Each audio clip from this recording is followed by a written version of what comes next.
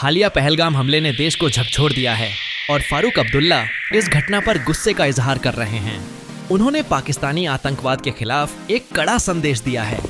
साफ साफ कहा है कि अब बार बार वार्ता करने का समय नहीं है, बल्कि अब फुल एंड फाइनल हिसाब लेने की जरूरत है। यह वक्त है जब हमें जमीनी हालात को गंभीरता से लेना चाहिए।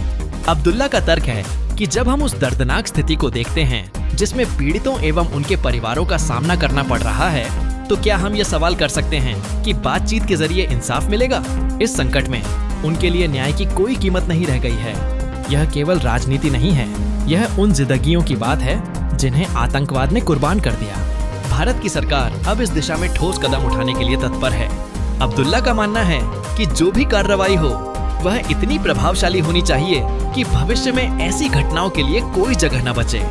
देश को यह संदेश भेजना आवश्यक है कि हम आतंकवाद का समूल नाश करने के लिए किसी भी हद तक जा सकते हैं। इस घटना के बाद से देश के भीतर एक व्यापक असंतोष और आक्रोश फैल गया है।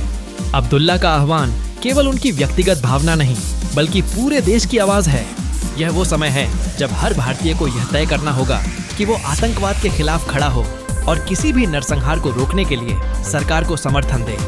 युवाओं और समाज के सभी वर्गों के लिए यह एक महत्वपूर्ण संकेत है कि उनकी आवाज में ताकत है और वे एकजुट होकर अपने देश को सुरक्षित बना सकते हैं। अब केवल न्याय की बात नहीं है, बल्कि एक मजबूत संदेश भेजने का भी समय है। आतंकवाद को हतोत्साहित करने के लिए भारत को एक दृढ़ नायक की भूमिका निभानी होगी। अब्दुल्ला का यह बयान ऐसे समय में आया है जब पूरे देश में सुरक्षा को लेकर चिंता बढ़ रही है। अब अगर हम पीड़ितों का दर्द समझना चाहते हैं तो हमें ठोस कार्रवाइयों की दिशा में आगे बढ़ना होगा। महसूस करें कि ये पल हमें कड़ी कार्रवाई करने के लिए मजबूर कर रहे हैं। अब समय है एक निर्णय लेने का।